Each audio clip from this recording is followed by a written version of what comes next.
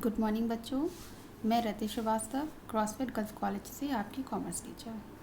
आज मैं आपको क्लास 10th का कॉमर्स सब्जेक्ट पढ़ाऊंगी। इस सब्जेक्ट को पढ़ने से पहले आप अपनी कॉमर्स बुक को समझ लीजिए।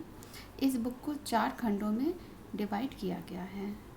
पहला खंड बही खाता, दूसरा खंड व्यापार प्रणाली, तीसरा खंड अधिकोषण तत्व तथा चौथा खंड अर्थशास्त्र है। आज मैं आपको दूसरे खंड व्यापार प्रणाली से पढ़ाऊंगी। इस प्रणाली का पहला चैप्टर नस्तीकरण फाइलिंग है। नस्तीकरण क्या है तथा हमें इसकी आवश्यकता क्यों पड़ी, आइए अब हम इसको समझते हैं। नस्तीकरण से आशय: प्रत्येक कार्यालय का एक प्रमुख विभाग होता है जिसे पत्राचार विभाग कहते हैं। इस विभाग में प्रतिदिन अनेक पत्र आते हैं तथा इस विभाग द्वारा अनेक पत्र बाहर भेजे जाते हैं।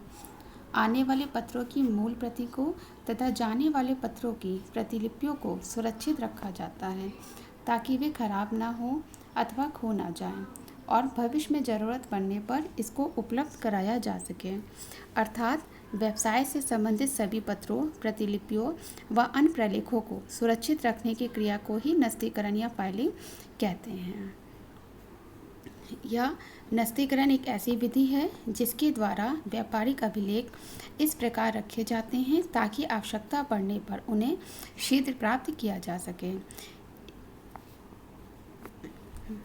इसके अर्थ को और अच्छे से समझने के लिए हमें इसकी परिभाषाओं को समझना होगा।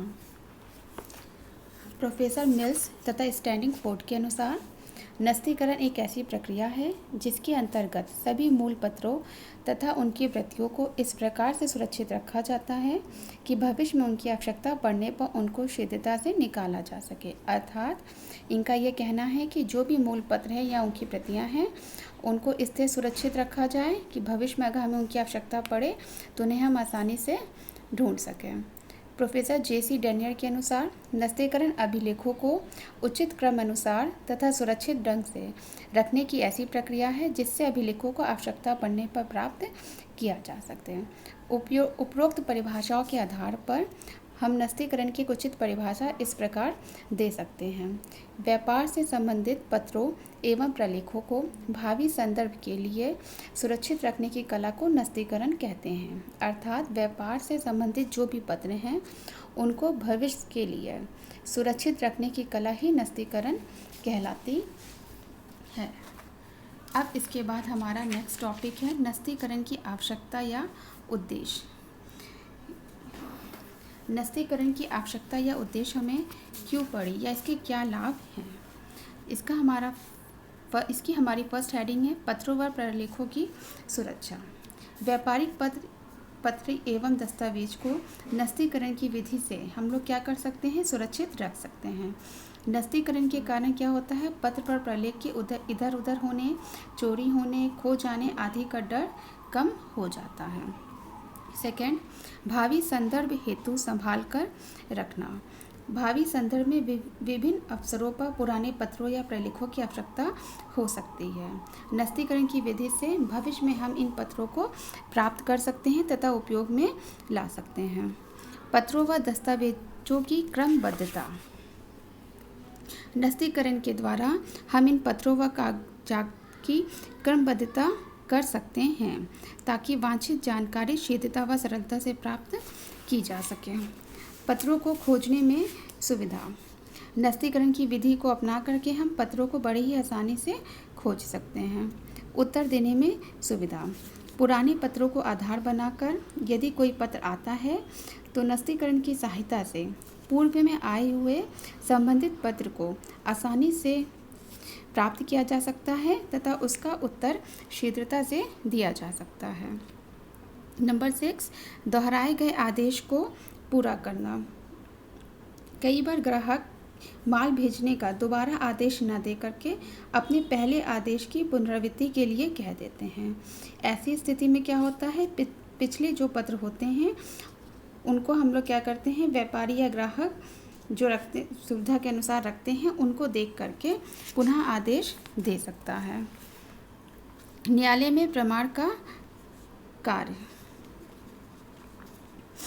कभी कभी क्या होता है दो विभिन्न व्यापारियों अथवा ग्राहक एवं व्यापारी के मध्य विवाद उत्पन्न हो जाता है। इस विवाद के निपटारे के लिए पूर्व में सुरक्षित रखे गए पत्रों एवं प्रलेखों का उपयोग किया जा सकता है। वैधानिक आवश्यकता, कुछ पत्र, दस्तावेज आदि को भविष्य के लिए संभाल कर रखना पड़ता है, क्योंकि सरकारी अधिकारियों द्वारा इनका कभी भी निरीक्षण किया जा सकता है, जैसे रजिस्ट्री के कागज, बीमे के कागज, आय तथा बिक्री संबंधी कागज इत्यादि। मतभेद निवारण,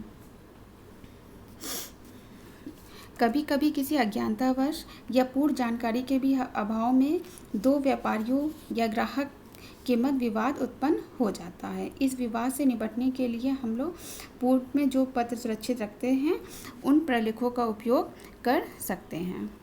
सरकार को आवश्यक विवरण भेजना, व्यापार संबंधी कुछ विवरण व्यापारी को अनिवार्य रूप से सरकार के पास भेजने पड़ते हैं, जिनमें सरकार से प्राप्त पत्रों या निर्देशों का संदर्भ देना पड़ता है। अर्थात सरकार से प्राप्त पत्रों तथा निर्देशों का नस्तीकरण आवश्यक हो जाता है। ग्राहकों से संपर्क बनाए रखना, पत्रों की सहायता से हम ग्राहकों से निरंतर संपर्क बनाए रख सकते हैं। इन पत्रों को लिखने हेतु पुराने पत्रों का संदर्भ आवश्यक होता है, जिसके लिए हमें नस्तीकरण की आवश्यकता पड़ सकती है। स्मरण पत्र भेजना, व्यापार में कभी कभी ऐसी स्थिति उत्पन्न हो जाती है कि ग्राहक को उनके पुराने पत्र व्यवहार की याद दिलाते हुए आदेश पत्र प्राप्त करने, उनका भुगतान प्राप्त करने आदि के उद्देश्य से स्मरण पत्र भेजना पड़ता है।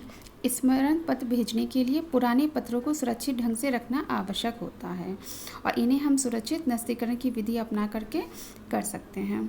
तुलनात्मक अध्ययन, फाइल किए गए पुराने पत्रों, दस्तावेजों आदि की सहायता से व्यवसाय की स्थिति का तुलनात्मक अध्ययन किया जा सकता है। नेक्स्ट है अनुक्रमणिका तैयार करना। अनुक्रमणिका तैयार करने के लिए भी पत्रों का नस्तीकरण आवश्यक है। फिर नेक्स्ट, भावी योजना बनाने में सहायक, पुराने पत्रों, प्रपत्रों, अभिलेखों आदि से उपयोगी सूचनाएं तथा आंकड़े उपलब्ध हो सकते हैं, जिनके आधार पर व्यवसाय के विस्तार के लिए उपयुक्त योजनाएं तैयार की जा सकती तथा भूलों को सुधारा जा सकता है। अर्थात इन पत्रों को हम नस्तीकरण के द्वारा सुरक्षित रख सकते हैं तथा ज़रूरत पड़ने पर इन पत्रों या अभिलेखों की सहायता से सूचनाएं प्राप्त कर सकते हैं। इसके बाद हमारा नेक्स्ट टॉपिक है नस्तीकरण प्रणाली की विशेषताएं, जिन्हें हम आपको अपने नेक्स्ट लेक्चर में बताएंगे। Thank you.